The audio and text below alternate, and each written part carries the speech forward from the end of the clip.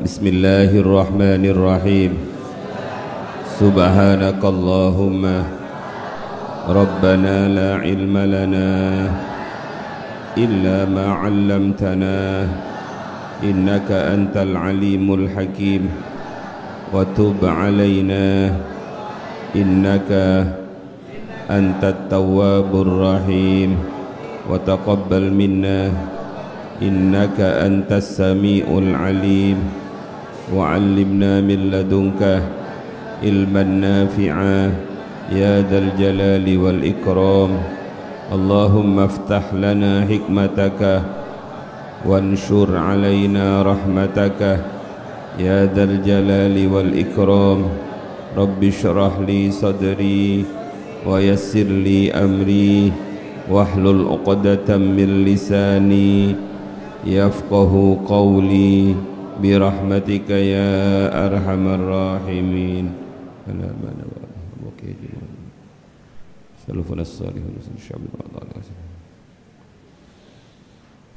Al-Fatihah.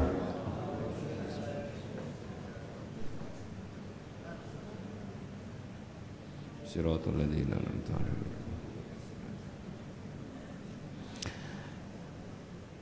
Bismillahirrahmanirrahim. Alhamdulillahi rabbil alamin. Wassalatu wassalamu ala ashrafil anbiya'i wa afdalil mursalin sayyidina wa habibina wa syafi'ina wa qurrati a'yunina Muhammadin wa ala alihi wa ashabihi wa tabi'in wa man tabi'ahum bi ihsanin ila yaumiddin, amma ba'du. Faqad qala ta'ala fi kitabihil karim, a'udzu billahi minasy syaithanir rajim. Subhanalladzi asra bi'abdihi laylan minal masjidil haram ilal masjidil aqsa alladzi barakna hawlahu linuriyahu min ayatina innahu huwas sami'ul basir. Wa qala an-nabiy sallallahu alaihi wa alihi wa sallama, as-salatu imaduddin faman aqamaha faqad aqamad-din wa man hadamaha faqad hadamad-din. Al-hadis atau kama qala. Wa qala asy-syekh Ibnu Atha'il As-Sakandari, alima wujud ad-dha'fi minka faqallala a'dadaha wa alima ihtiyajaka ila fadlihi fakaththara amdadaha. Allahumma nawwir qulubana wa quluba auladina wa quluba jami'i man jalasa fi majlisina hadha binuril ma'rifah wa ilmil mukashafah wal basirah wal iman wal islam. Ya Fattah ya Alim, iftah qulubana wa qulubahum futuhal arifin. Para kiai, ibu nyai, seluruh zuriyaipun Abah Romo Kiai Haji Muhammad Jamaluddin Ahmad ingkang kita mulyakaken, mugi-mugi sedayanipun Allah paring umur panjang ingkang barokah, Allah paring sihah wal afiyah. Para jamaah pengajian rutin Al-Hikam, mugi-mugi jenengan sedaya dikumpulaken kalih Mbah Yai Jamal, dikumpulaken kalih Mbah Yai Jalil, dikumpulaken kalih Asy-Syaikh Ibnu Atha'il As-Sakandari, dikumpulaken kalih Asy-Syaikh Abil Hasan Asy-Syadili, Asy-Syaikh Abdul Qadir Al-Jilani, terutama dikumpulaken bersama baginda Rasulullah sallallahu alaihi wa alihi wasallam. Ala hadhihi niyyah al-Fatihah. Ar-Rahmanir Rahim, Maliki yaumiddin, iyyaka na'budu wa iyyaka nasta'in, ihdinas siratal mustaqim, siratal ladzina an'amta 'alaihim ghairil maghdubi 'alaihim waladdallin. Amin. Para bapak, para ibu, Bersyukur kita kepada Allah Subhanahu wa taala karena kita masih diberi kesempatan oleh Allah untuk bisa menikmati keberkahan bulan Rajab. Bulan Rajab niku adalah bulan yang amat sangat istimewa. Keistimewaan bulan Rajab ini tidak ditemukan di bulan-bulan yang lain, karena bulan ini adalah bulan di mana Allah memilihnya sebagai bulan pertemuan antara sang kekasih dengan kekasihnya, yakni Allah dengan baginda Nabi Muhammad. Bulan Rajab ini adalah bulan di mana Allah berkenan memperjalankan baginda Nabi Muhammad dari Masjidil Haram menuju ke Masjidil Aqsa, kemudian nimbali langsung untuk Mi'raj ke Sidratul Muntaha dan bersua dengan Allah Subhanahu wa taala. Karenanya keistimewaan bulan Rajab ini tidak dimiliki oleh bulan-bulan yang lain. Bulan Rajab ini adalah bulan yang keberkahannya didoakan langsung oleh baginda Rasulullah. Setiap masuk bulan Rajab, Rasulullah berdoa, Allahumma barik lana fi Rajab wa sya'bana wa ballighna Ramadana. Karenanya umat baginda Nabi Muhammad kalau sudah masuk bulan Rajab pasti akan mendapatkan kucuran curahan berkah dari Allah, bukan karena usaha kita, bukan karena upaya kita, tapi karena doa mulia dari seorang yang mulia kepada Zat yang maha mulia. Sehingga para sahabat itu ba'dul ulama itu mengatakan yang penting bulan Rajab itu gak maksiat, pasti Allah akan memberikan keberkahan karena didoakan oleh baginda Nabi. Lebih-lebih kalau bulan Rajab itu mengisi dengan berbagai amaliyah-amaliyah sesuai dengan kemampuan dan keinginan kula kali panjenengan. Rajab niku disebut Rajabul Asab. Disebut Asab karena memang Rajab niku Allah mencurahkan seperti curahan air hujan yang deras sehingga membanjiri halaman kula kali panjenengan. Niku lebih banjir dibandingkan malam niki. Kula tadi berangkat dari rumah Tambak Beras ke Ngaledok, kemudian ke Al Muhibbin, jalan-jalan niku banjir. Banjirnya air niki kalah dengan banjirnya berkah, rahmat dan judnya Allah di bulan Rajab. Rajab niku Imam Al-Ghazali mengotak-atik ngeten. Ra niku disingkat menjadi rahmatipun Allah. Jim niku disingkat judullah, kedermawananipun Allah. Sedangkan ba niku diistilahkan birrullah, kebaikan Allah. Rahmat, dermawan dan kebaikan Allah niku dicurahkan secara deras oleh Allah di bulan Rajab. Karenanya bulan Rajab niku menjadi bulan penentu pada bulan berikutnya. Kalau orang sudah tidak berhasil di bulan Rajab, maka perjuangan di bulan Sya'ban sangat amat berat. Kalau di Sya'ban juga tidak berhasil, maka itu tanda Ramadan sulit untuk berhasil.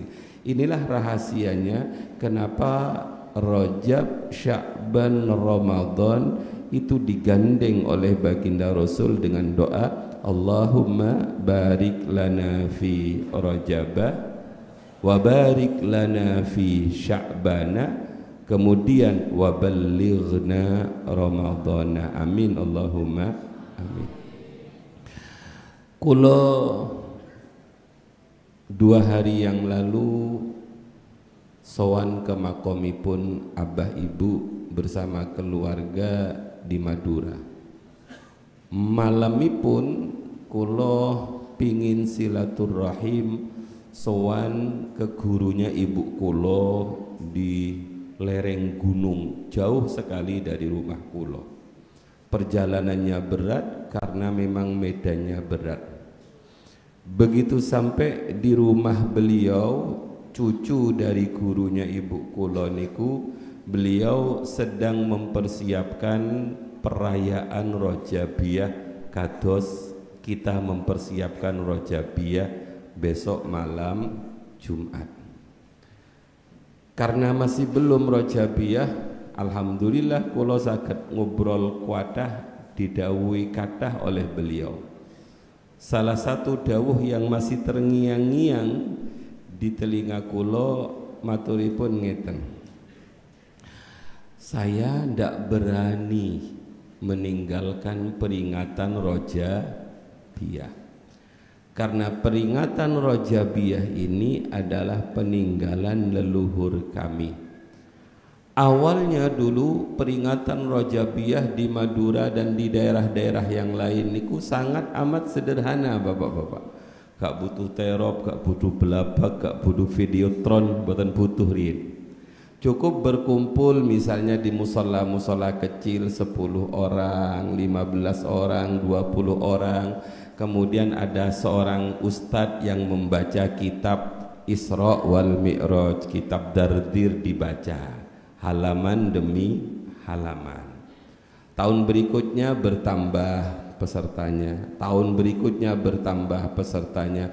Akhirnya ngundang seorang ustadz yang bisa ceramah. Kemudian yang asalnya tidak ada makanan menjadi ada kopinya, ada ote-otenya, ada pisang gorengnya. Terus berkembang sampai menjadi besar.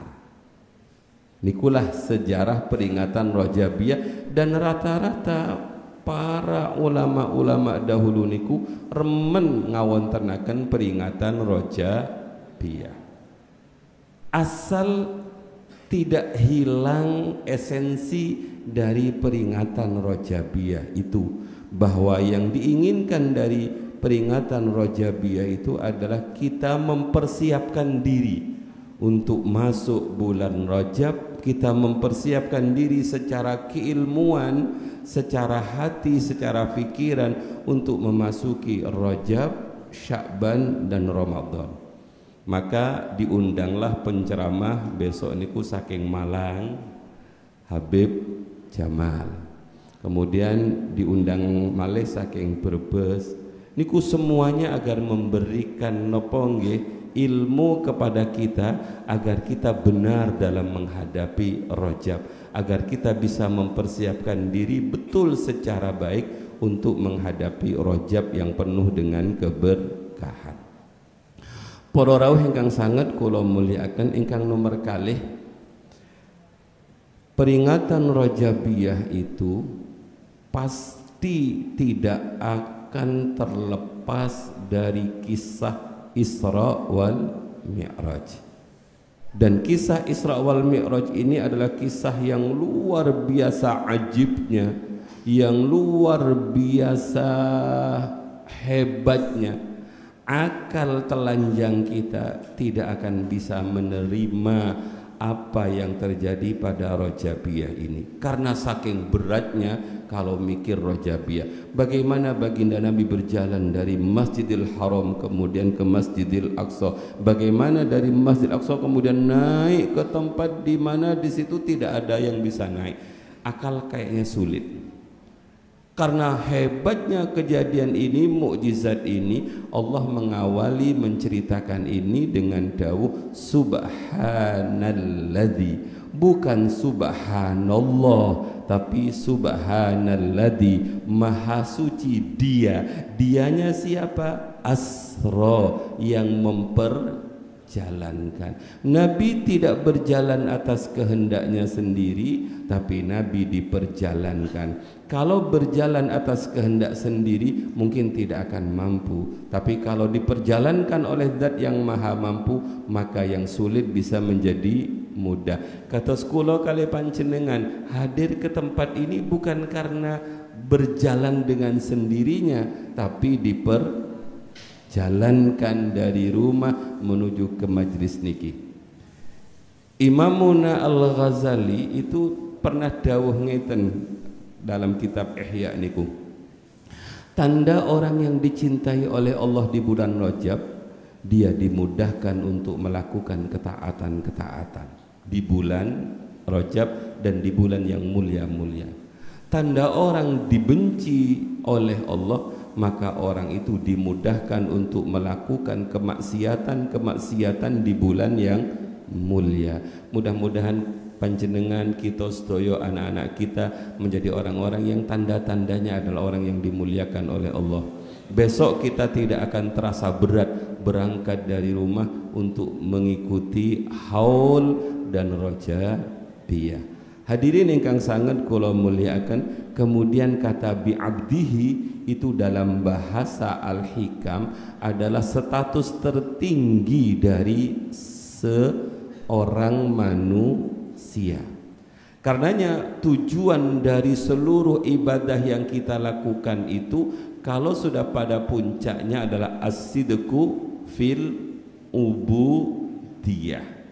Dan itulah oleh Allah kenapa baginda Nabi tidak disebut asra bi Muhammadin, tapi asra bi abdihi lailan minal masjidil haram ilal masjidil aqsa dan selanjutnya.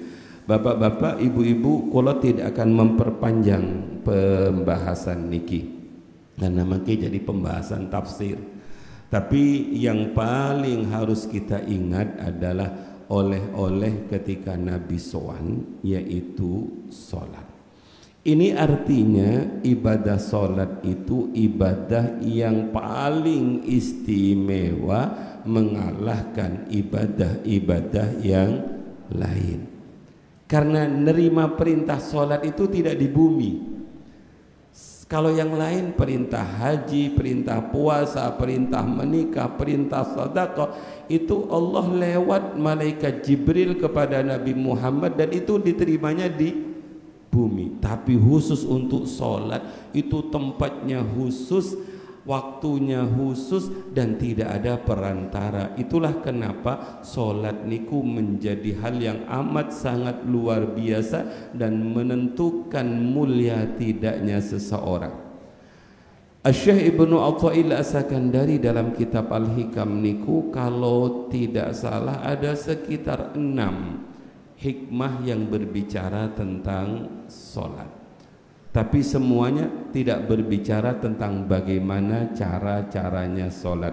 Malam niki kula nyuwun izin kalau nutut kula baca 3 grambiang mawon, boten seperti biasanya dibahas 1 hikmah sampai 1 jam, tapi kula hanya ingin mengingat kembali tentang hikmah niki. Yang pertama, qala Asy-Syaikh Ibnu Athaillah As-Sakandari,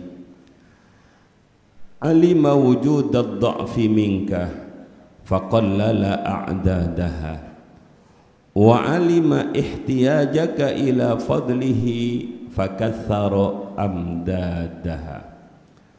Alima mengetahui sapa Allah wujud ad-dha'fi ing adanya lemah ringkih minka dari dirimu.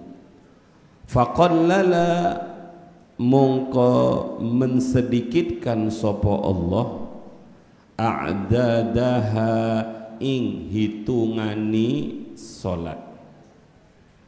Wa alimalan moho weruh sapa Allah ihtiyajaka ing butuh sira ila fadlihi marang anugerai Allah. Fakatsara mongko memperbanyak ngakehake sapa Allah amdadaha ing pira-pira madade salat. Hadirin yang dirahmati oleh Allah, hikmah ini sebenarnya menceritakan kembali kisah Rasulullah sallallahu alaihi wasallam ketika beliau mendapatkan perintah salat, turun di langit ke-6, beliau bertemu dengan Nabi Musa. Kemudian Nabi Musa bertanya, apa yang kamu dapatkan dari Allah? Alhamdulillah, oleh-oleh saya sangat istimewa untuk umat saya. Apa? Salat. Berapa? 50. Nabi Musa paham bahwa kulo kali panjenengan niku kalau 50 kali salat pasti keteteran. Wong yang 5 saja kadang-kadang kewalahan. Subuh jam 8, zuhur jam sehingga dilakukan subuh, kesiangan, zuhur, terus asar kecapean, asar di perjalanan, maghrib kecapean, isya ketiduran. Bahkan dilakukan lagi oleh kawan-kawan sholati, diundur. Nabi Musa paham bahwa umat Nabi Muhammad itu secara fisik lemah, mungkin secara keinginan juga lemah, secara kekuatan juga lemah. Karenanya beliau usul kepada baginda Nabi, ya Rasulullah, wahai Muhammad, gak kuat umatmu kalau 50. Sana sampean balik lagi tawar. Jadi tawar menawar itu ibu-ibu ada pada waktu Isra wal Mi'raj. Karenanya kalau panjenengan nawar menawar niku sunnah. Jadi kalau beli apa-apa niku tawar menawar sunnah, baliknya sampai berapa kali niku Bu? Balik. Abah pernah menjelaskan bolak-baliknya baginda Nabi Muhammad itu sudah diskenario oleh Allah, yang salah satu dari skenario ini adalah menunjukkan betapa istimewanya baginda Nabi Muhammad. Karena Nabi Muhammad tidak ingin cepat-cepat berpisah dengan Allah Subhanahu wa ta'ala, makanya naik lagi turun di diskon 5. Apa nggak bisa ya Allah diskon langsung 45? Wes langsung 5 ya? Bisa. Tapi usaha Nabi Muhammad turun naik ini adalah perjuangan yang luar biasa untuk kita umatnya. Yang kedua, ternyata Allah juga tidak ingin hambanya itu segera berpisah dengan Allah Subhanahu wa ta'ala. Inilah menunjukkan betapa mulianya baginda Nabi Muhammad. Nah, bapak-bapak, ibu-ibu, Ibnu Athail As-Sakandari menulis alima wujudad dha'fi minka. Allah paham adanya lemah dalam diri kita. Karena Allah paham, faqallala a'dadaha. Allah mensedikitkan hitungan solat dari yang asalnya 50 menjadi 5. Hanya 5. Dalam waktu yang luas, dalam waktu yang panjang, dalam bahasa hikamnya niku ma'asa'atiz zaman. Padahal waktunya panjang, hanya diberi 5 waktu. Engkang pertama, 1 salat zuhur. Salat zuhur niki teng syarahipun kitab Al-Hikam niki faja'ala 'alaika salatan fi awwali naharihi syukran lima adharahu laka min bahiri anwarihi waliyakuna nuhuduka ilaihi fi awwali qiyamika jabran lima hasala min ghaflatika fi tuli manamika. Allah menjadikan pagi ketika kita bangun awal dari siang itu langsung disuruh sholat.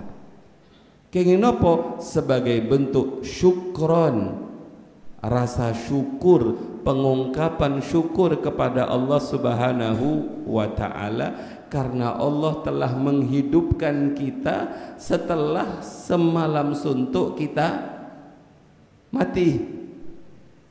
Makanya kalau kali panjenengan ketika bangun nopo yang diucapkan?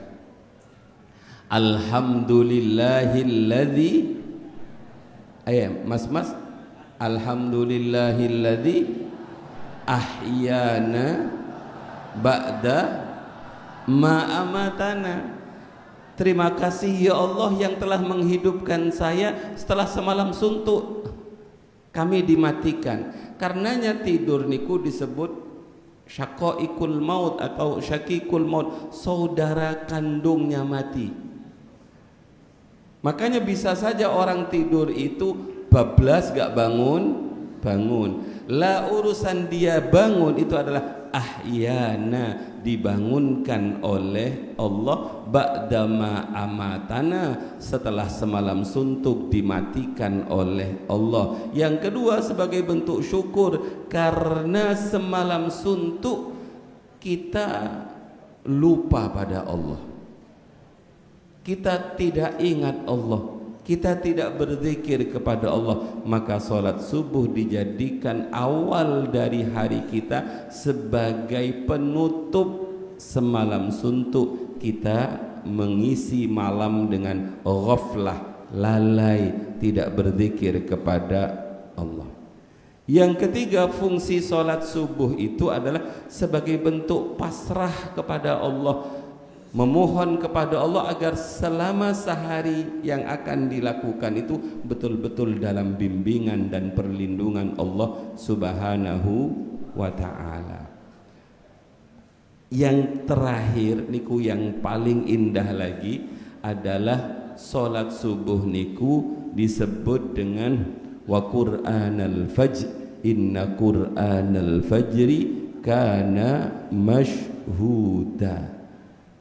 Lah malaikat pagi, malaikat siang datang, malaikat malam pergi. Kata sip-sip satpam niku lho Bapak. Ya, Allah bertanya kepada malaikat yang baru bertugas malam hari itu, "Hei malaikatku, bagaimana engkau meninggalkan hambaku dalam keadaan apa?" Dia, "Dalam ya Allah, ngorok ya Allah." Ada yang dibilang bagaimana jamaah Al-Hikam itu, Masya Allah ya Allah, mulai jam 3 niku sampun bangun sampai sholat subuh, mantun subuh syadiliyahan, mantun niku qadariyahan, mantun niku maos Quran sampai syuruk, kemudian sholat syuruk. Wah, sebuah catatan yang sangat indah yang dibawa oleh malaikat. Sementara malaikat pagi, malaikat siang itu datang menjumpai kita dalam keadaan sholat. Itulah kehebatan sholat subuh. Karena sholat ini sebagai pembuka, maka rokaatnya nggak banyak-banyak Bapak-bapak. Jenengan ampung tanglet Pak Holik, kenapa sholat subuh itu kok nggak 8 rokaat sekalian olahraga gitu, push up, sujud ini. Loh Bapak-bapak, jenengan boten pernah hadir walimahan. Walimahan itu makan pertama niku no Bapak. Ampun, walimah teng kampung yang langsung nasi niku Bapak-bapak. Walimah niku biasanya makan pembukanya niku nggih kados bakso kecil-kecil niku nggih Bu. Karena ini hanya sekedar makan perdana, makan pembuka, ya kadang-kadang diisi dengan buah-buahan atau sop sedikit. Cukup sudah. Itulah kenapa Allah menjadikan di awal hari kita sebagai waktu terbaik untuk sholat, sebagai bentuk syukur, sebagai bentuk penutup. Wa ja'ala 'alaika salatan fi wasati naharihi ikhmadan 'anka lima adharahu fi dhalikal waqti min wuqudi narihi. Kemudian Allah mewajibkan kita sholat zuhur. Ini adalah sholatnya para perindu. Kenging nopo disebut sholatnya para perindu? Karena dari subuh menuju ke zuhur niku berapa jam Bapak-bapak? 5, 6, 7, 8, 9, 10, 11, 12 7 jam kita bekerja, 7 jam kita beraktivitas. Yang petani ke sawah, yang pedagang ke pasar, yang pegawai ke kantor, semuanya sibuk dengan urusan masing-masing. Lama durasinya, 8 jam kita tidak bertemu dengan Allah. Dan itu dibiarkan oleh Allah karena memang waktu itu adalah waktu paling barokah untuk nyambut damel yang santri-santri belajar. Tapi kalau kita kangen, Allah memanggil kita di antara sholat subuh dengan sholat duhur niku naminipun sholat duha. Seakan-akan Allah dawuh ngeten, ojo ado-ado yo, ojo suwe-suwe engkau pisah ambek aku. Ayo, duha. Ketemu lagi kita dengan Allah, munajat lagi kita dengan Allah. Dan waktu duhur itu adalah waktu panas-panasnya otak. Masalah demi masalah datang, laporan kanan kiri dan lain sebagainya, sehingga panas otak kita. Di samping aroma panas itu adalah aroma panasnya api neraka. Maka kita disuruh wudu agar dingin, disuruh sujud. Butuh sujudnya agak lama biar darahnya mengalir ke otak secara bagus lagi. Maka begitu selesai sholat, tenang kembali. Kemudian Allah memberikan sholat napa setelah sholat duhur niku? Sholat asar. Sholat asar niku adalah sholat di mana Allah menjadikan penutup siang dengan sholat asar. Para rawuh ingkang sangat kula mulyakaken, liyakuna syahidan laka biwujudi ta'atika indal malikil ghaffar.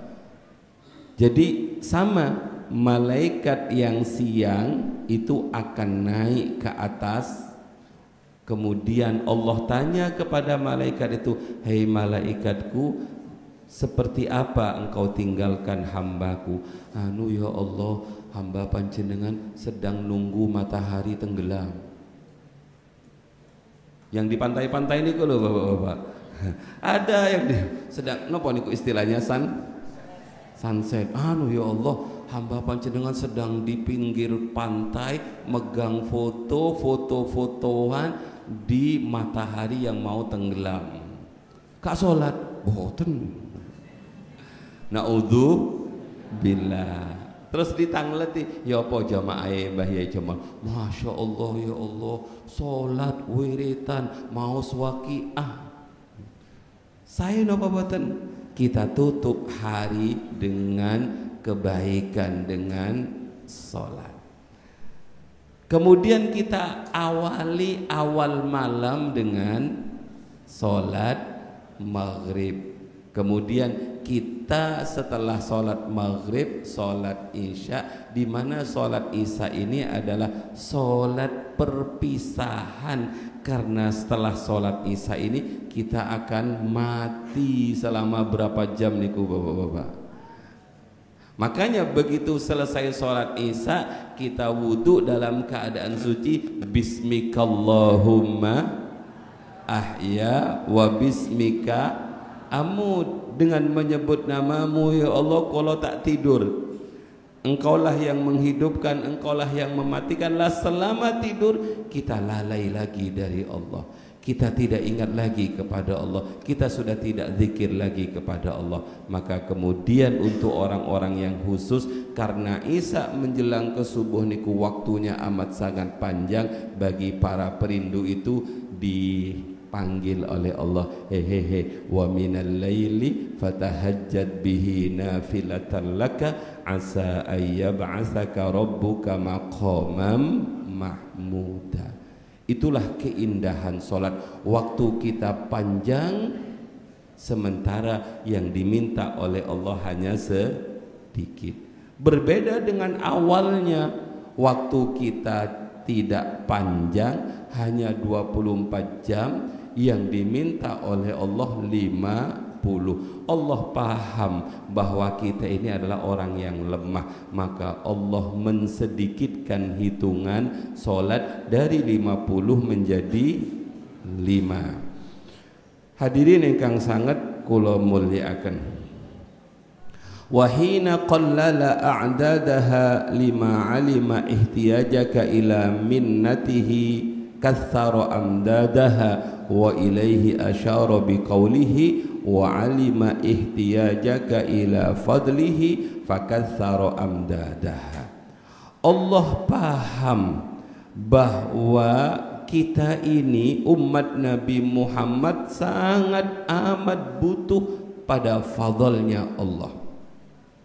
Sehingga sering-sering kita mengatakan hada min fadli Rabbi. Ini semua bukan karena usaha saya kok. Ini semua karena fadl dari Allah. Artinya kita sebagai seorang manusia, seorang hamba, apalagi umatnya Nabi Muhammad, amat sangat butuh pada fadlipun Allah. Kalau bukan karena fadlipun Allah, jadi apa kita? Saking butuhnya kepada fadl Allah, Allah paham. Sehingga dawuhipun Asy-Syaikh Ibnu Athaillah As-Sakandari, fakatsara amdadaha.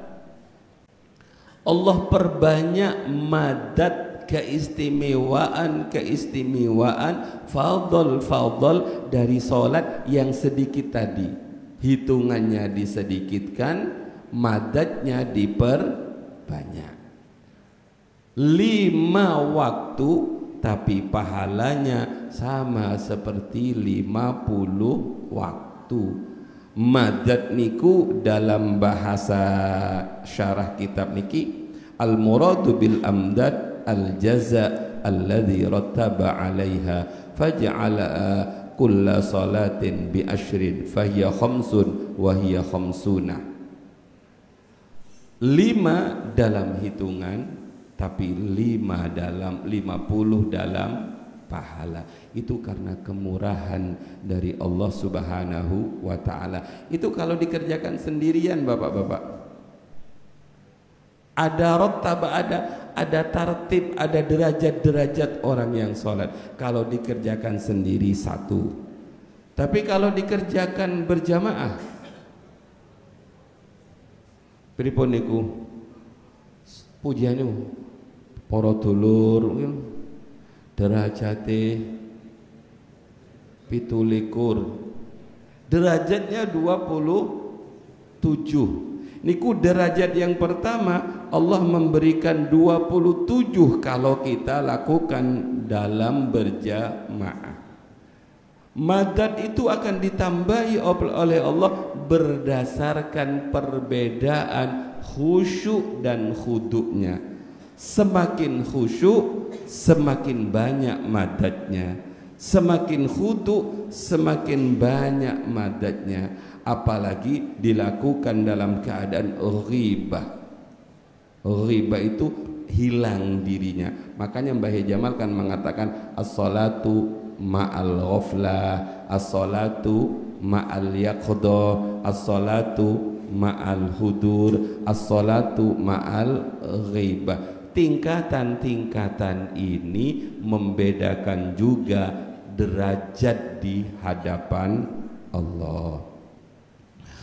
Wa tafawutud darajah aidan bi kathratil jamaah. Jangan ndak sama napa boten salat di musala dengan salat di masjid. Benten di musala, apalagi salat di rumah, jamaahnya bareng istri hanya berduaan. Salat di masjid 20, nggih katahan yang 20. Makanya orang-orang kadang-kadang ngerebut salat bareng wong akeh. Bayangkan bapak-bapak, ibu-ibu, nik kula kali panjenengan salat di Masjidil Haram, salat di Masjidin Nabawi, kuatah sangat, maka berbeda dengan jamaah yang sedikit. Niku tafawutud darajah. Wa tafawutud darajati aidan biqadril berbeda juga derajat solat itu, madad solat itu dengan perbedaan tanah yang dibuat solat. Makanya la tushaddur rihal illa ala thalathati masajidah.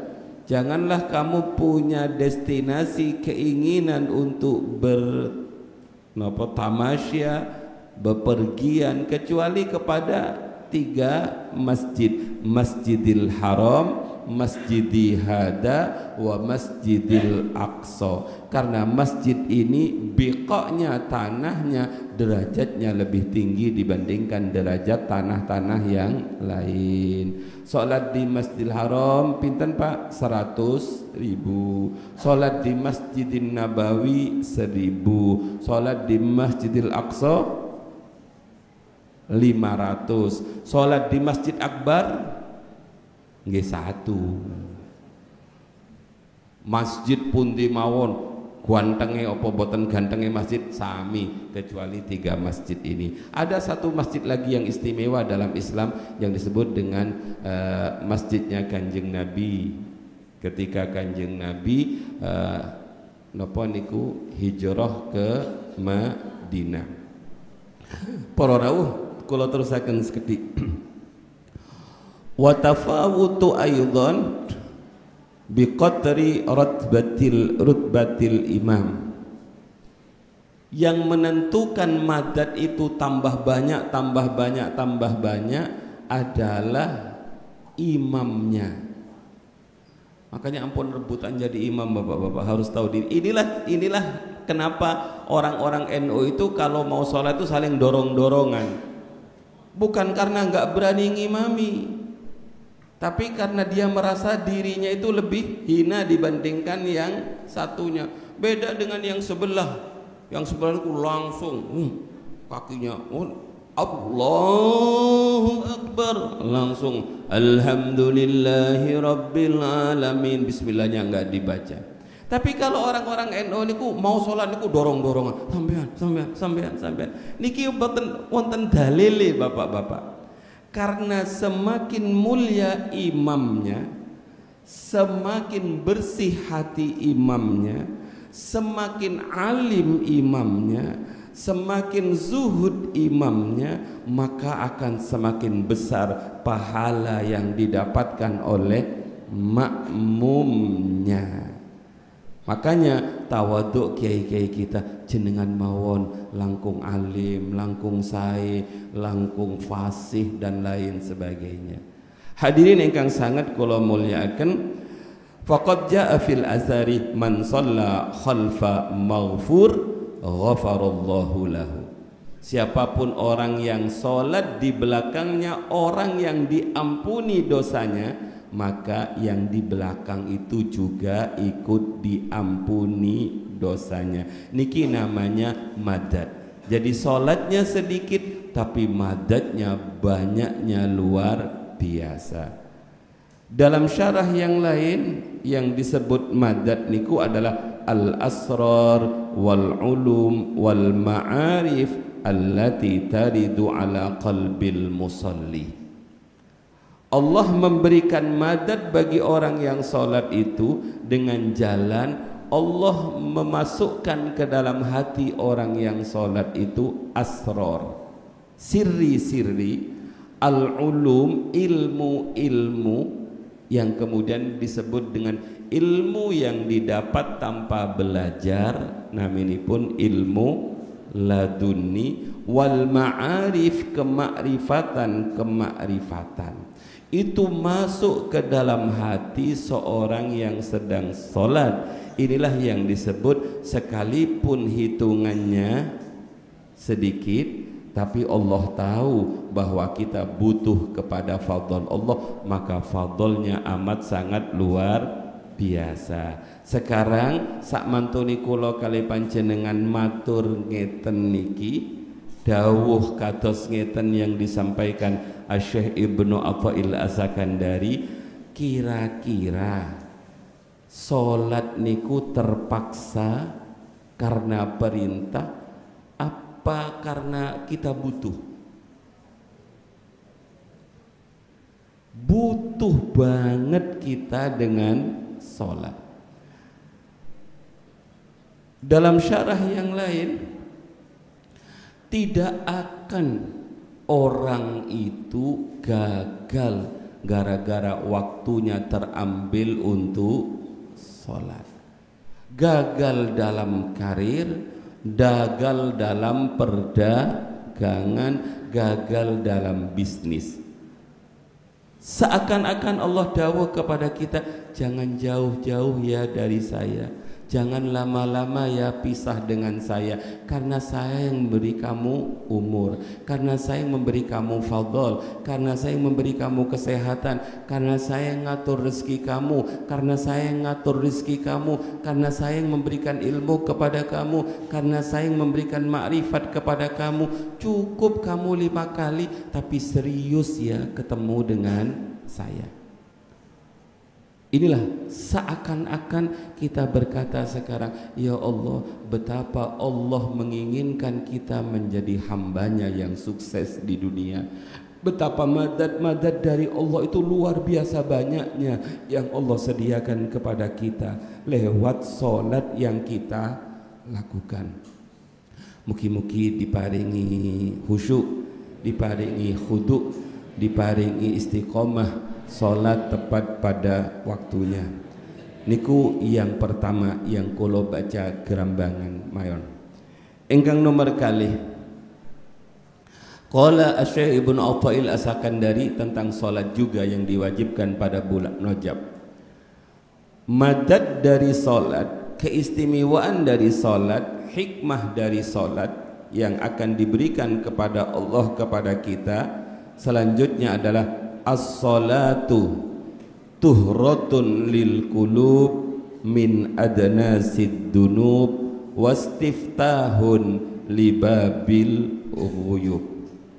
As-salatu utawi salat iku tuhratun, pembersih, penyuci, lil qulubi marang piro-piro ati, min adnasid dunub saking piro-piro regete piro-piro dosa, wastiftahun lan pembuka, amrih buka, libabil ghuyub marang pintu-pintu kegaiban. Para rawuh ingkang sanget kula mulyakaken, niki samroh, niki buah atau disebut nataijus salat wa thamratuha. Napa nggih, hasil dari salat yang kita lakukan itu teng hikmah niki wonten kalih. Pertama tuhratun lil qulub, yang kedua istiftahun libabil ghuyub. Niku otomatis bapak-bapak.